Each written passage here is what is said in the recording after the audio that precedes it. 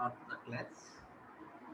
So today's concept is database management system architecture or three schema architecture of database management system.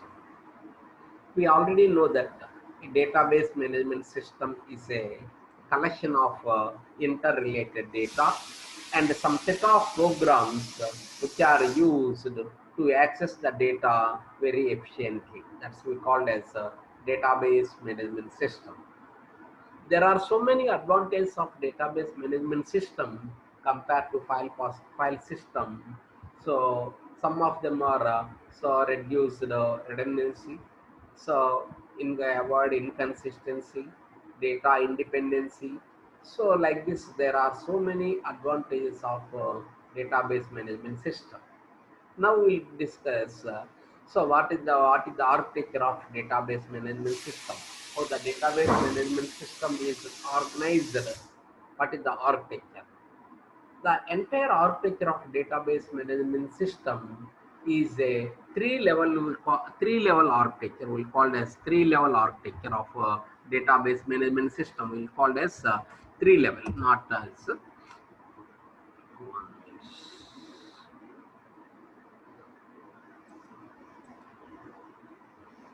So it is a three-level architecture of database management system. So we'll call as this database DBMS database architecture is a three-level architecture, and it is also called as ANSI or Spark architecture of the DBMS. We saw also three-level architecture. We call it a different way. One is somebody has say that architecture of DBMS. Somebody will say so level of architectures. Somebody will say three schema architecture of database management system. Anyway, so this architecture is called as ANSI Spark architecture. We call it as ANSI Spark. The framework used for describing the structure for specific database. This is used as this framework, this model is used to describe the specific structure of the database. In this architecture, the database schema can be defined as three levels. We already told that a database management system will be described in three levels. That's why it is defined as three levels, and this is called as ANSI Spark architecture. So what are the three levels? What is the purpose of these three levels? Who are in first level, who are in second level, who are in third. So this is the architecture of DBMS. There are three levels. This is the architecture of DBMS. So we have the three levels. So first level is so external layout.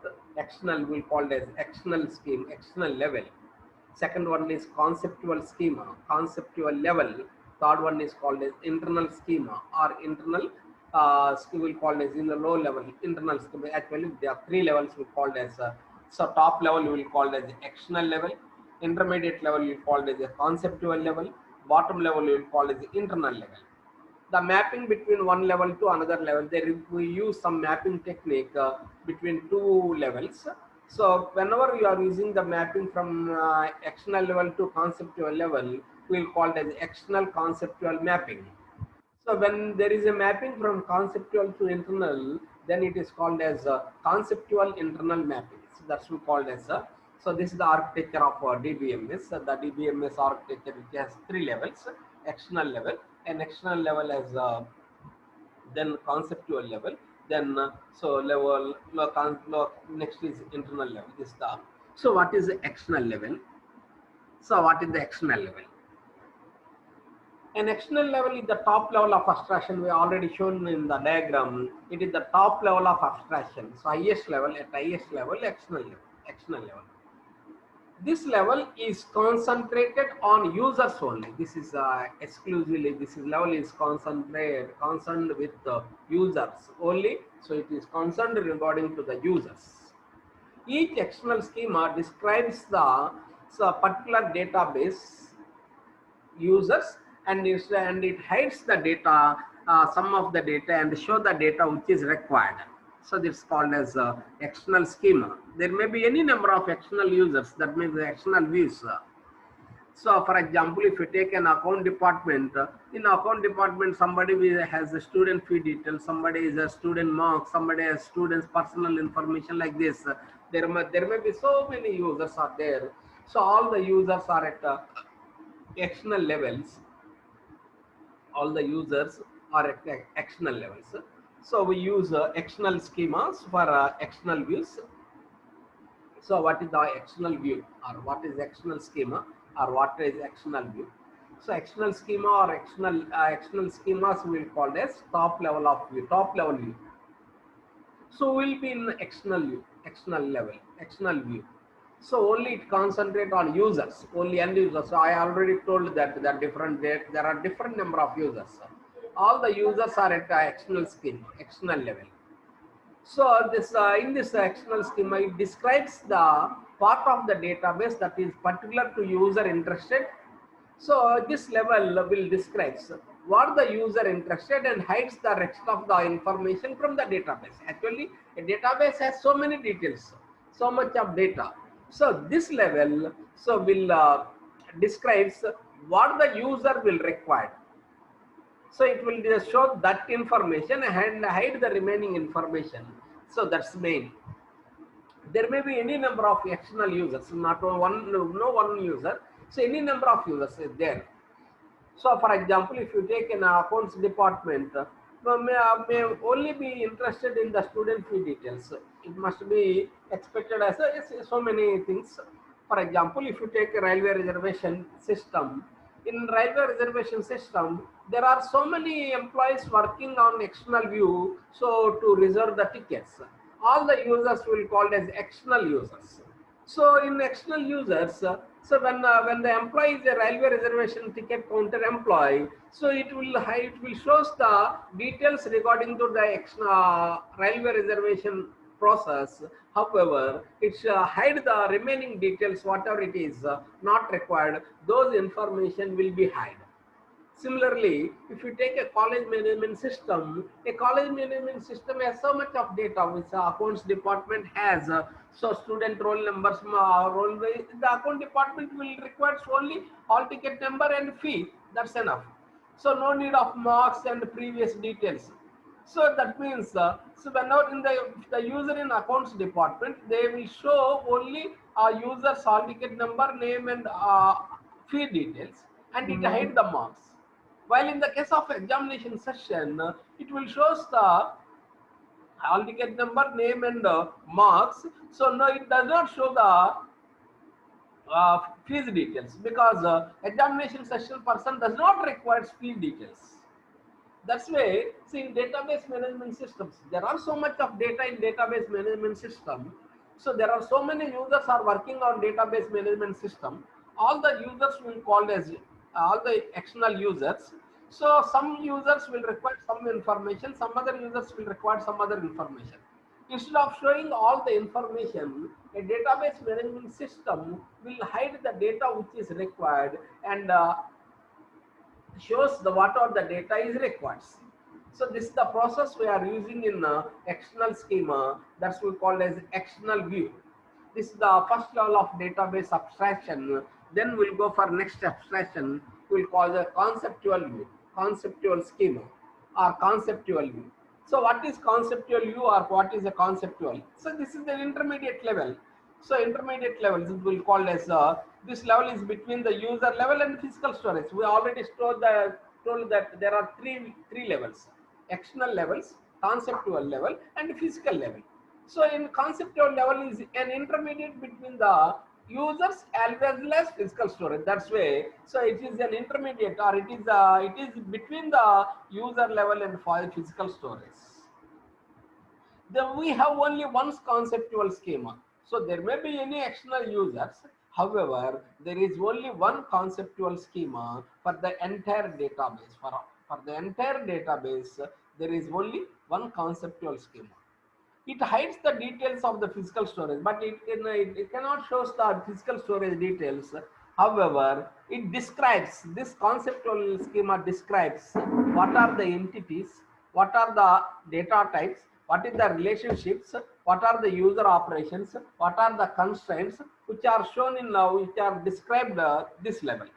This is exclusively will describes what are the entities, what are the data types, what are the relationships, what are the user operations, and what are the constraints. This we called as conceptual view. So, so a conceptual schema or a conceptual view is an intermediate between the user's level and physical storage. Or if we say that it is in between, it is in between so and so. There is only one conceptual view for the entire database. We have only one conceptual. However, there may be any number of external views.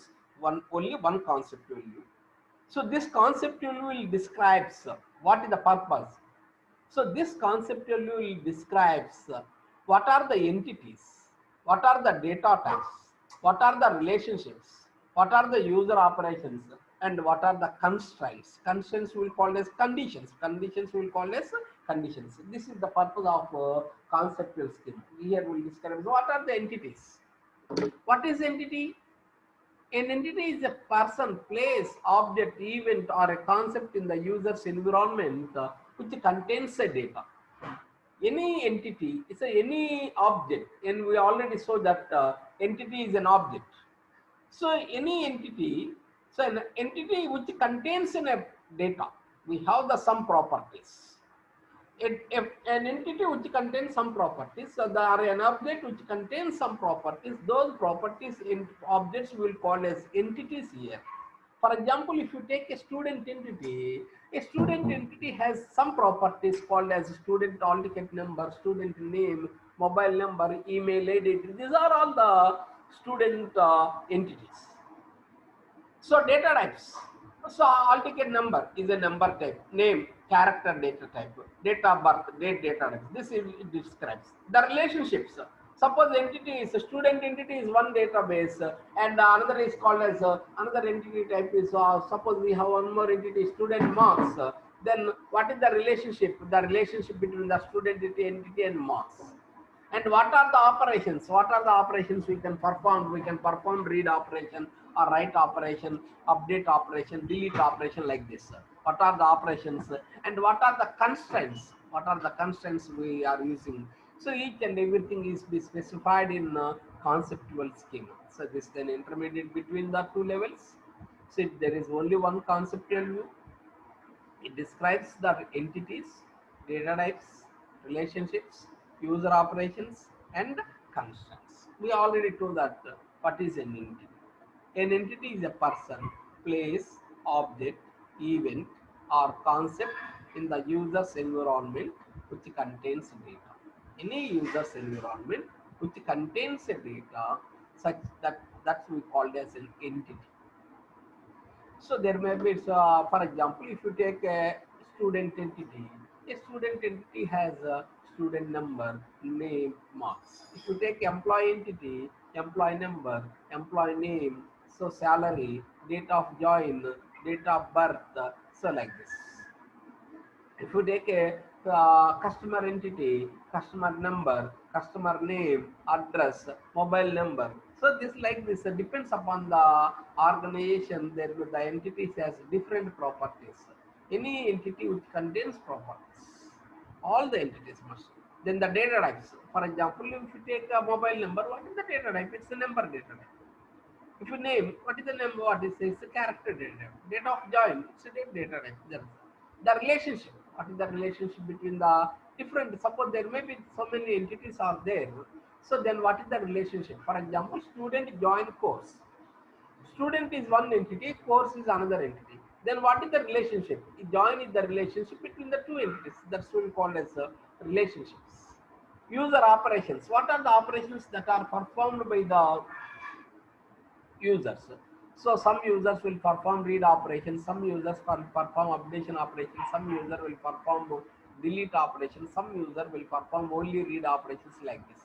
So what are the operations that are performed on database and the constraints? What are the different constraints? Everything is specified in so this concept. Next we'll call as internal view.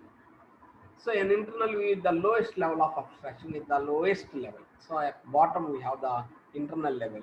An internal level describes what data to be stored in the database and how. So what data to be stored and how the data is stored. This level, it tells what data is stored in the database and how. So it deals with the physical devices directly, and internal level which deals the physical devices. Physical devices means disk. So directly it deals with the physical device. The actual storage of data on disk in the form of records or blocks. We know that the data which is stored in the database is stored in the form of records. So blocks we will call as blocks. So it's so this is called as internal view. So what is internal view? An internal view is the lowest level of abstraction. So it is the lowest. So bottom level of abstraction. Top level of abstraction is external view. Bottom level of abstraction is internal view. So what an internal view will describes? An internal view will describes what data to be stored in the database. So what data we want to store in the database and how. Actually, we know that with the data stored in the database is in the form of records and blocks. We know that the data is always stored in the form of records and blocks. The internal view does not deals with the physical devices directly. It does not deals the physical devices directly. Instead, it means a physical device is a collection of physical pages. So we know this is called as three levels. This is the three level of abstraction. So first level is the external level, top level. The top level will concentrate on users only. There may be any number of external views. So in external view, we can hide some information and describe some information. So whatever the information required, that information will be described. Whatever the information is not required will be hidden. So all the end users are at the external level. There may be any number of external levels. This is the top level. See, and in between internal level, so we have the conceptual level. So there is only one conceptual level. So it is an in between external and physical level. So it describes what are the entities, what are the properties, data types, what is the relationship, what are the operations. So that's we can describe in the conceptual. In physical level, is it the lowest level of abstraction? It describes what data to be stored in the database, what we want to store in the database. That's why it describes the what data is to be stored in the database. So yeah, and how it will be stored, what data and how the data is stored in the database. The internal view, the internal view does not deals with the physical device. We can't deal with physical devices. So it will directly we can deal. So actually, and it will describes how to store the records. So everything will be in the lowest level of abstraction. So and we called as mapping. So there is a mapping from one level to another level. So that's we will call as internal physical level. For example, if you take different mapping levels. So in between we have the conceptual level. So below the conceptual level we have the physical level. Then the mapping between these two level is internal physical level. So an internal physical level mapping shows data stored in the database system. So what data to be stored in the database. So it describes the file organization techniques, compromission, encryption techniques, record replacement techniques. Everything will be described in this mapping techniques. We are using some mapping techniques to store the records in the database. So when we are using the mapping from conceptual level to physical level, that mapping will cause the internal physical level mapping. So this level describes the file organization and accessing paths, indexes. So compression and encryption techniques. What are the compression and encryption techniques and the record placements? Everything will be described in so this level. That level we will call as the internal and physical level. Next, we have the conceptual and logical level. So a conceptual and logical level deals with the modeling of whole database. So say actually again there is a model. The conceptual schema database defined. And then we have the external level. External users are in external levels. So this is the architecture. So brief architecture of this, the brief architecture of DBMS. Top level, for example, I am taken three users, user 1, user 2, user 3, V1, V2, V3. All these three users are external level. So in between, so we have the conceptual schema. So from conceptual schema to there is a physical schema. There will be a mapping from one schema to another schema. That's why shown in so arrows. From physical schema to the data is stored in the device. That's why database is stored. The physical schema to database. This is the architecture of database management system. So in top level, we have the three views, user 1, user 2, user 3. In intermediate, we have one user conceptual schema. At bottom level, we have the physical schema. So this is the architecture we are using in so three schema architecture. So if you take one example, employee database. For example, there are two employees. So employee 1 and employee 2. Suppose if you take employee number is a character data, salary is a binary data types. Like this, they will write in. So that data is stored. So another user has the employee number and department number. First user has the employee number and salary. Second user has the employee number and department number.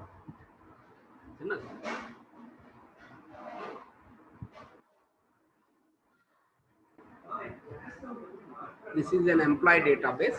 An employee database. So we have the two external views. There are two external views. So one is one employee one, another is employee two. Employee one is performing operation C++. Employee two is performing operation COBOL. So see the he requires the fields employee number and the salary. Employee two will requires employee number and department number. So there are different. So here for user one, we hide the department number two, department number. In user view two, in user two, we hide the salaries. Again, if I combine this conceptual schema, a conceptual schema will contains the details of these three. So they have the details are employee number, salary, and department number. So that the conceptual schema will the entity is the employee, the properties are employee number, department number, and salary. The characters are the data types are characters and decimals. Again, it will be stored in the internal schema. In internal schema, it defines how many bytes are required.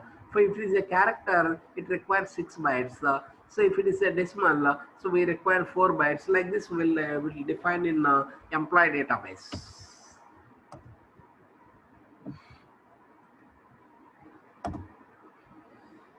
So this is the architecture of three-level architecture. Another example: external users 1 and external users 2. In external users, employee number, father name, last name, first name, last name, and day's salary. In external 2, employee number, last name, and birth. Again, we'll combine all these fields. It has the employee number, first name, last name, date of birth, so salary, and badge number. So when we combine this, so this is the internal architecture. So what is the objectives? Objective of this three schema architecture. Each user should be able to access the same data but have different customized view of data. So we can able to access same data but they have different customized view. So somebody we can hide the information, that is the advantage. We does not user cannot directly deal with the physical database. Only the database administrator can deal with the physical database administrator only. The level of architecture. So the another objective, the main internal structure of the database should be unaffected and changes the physical storage. The advantage of this three schema architecture is data independency. So what is data independency? The data independency is nothing but the ability to modify the schema definition of one level without affecting the schema definition of another level is called as data independency. The advantage of DBMS is this schema architecture is so data independency. What is data independency? The ability to modify the schema at one level without affecting its lower levels. That's we called as so three schema architecture. So data independency. There are two data independencies: logical data independency and physical data independency. So what is logical data independency?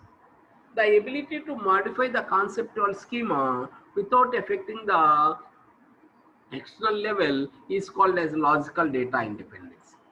The ability to modify the physical schema without affecting the conceptual schema is called as physical data independence. Actually, this is one very important. So, what is data independence? Data independence is nothing but the ability to modify the schema at one level without affecting the schema at another level. That we call as data independency. There are two types of data independency: logical data independency and physical data independency. So what is logical independency? So logical independency is nothing but modification of schema, conceptual level, conceptual schema. So without affecting the your higher level called as the external schema. Without affecting the external schema, we can modify the conceptual. That's we call as logical data independence. What is physical data independency? In physical data independency, the ability to modify the physical schema without affecting the conceptual schema. We can modify concept physical schema without it cannot we cannot affect the conceptual level. That's what we call as physical data independency. There are two. One is logical data independency. Another is called as physical data independency. This is the advantage of database management system. Okay, thank you very much. Leave the meeting.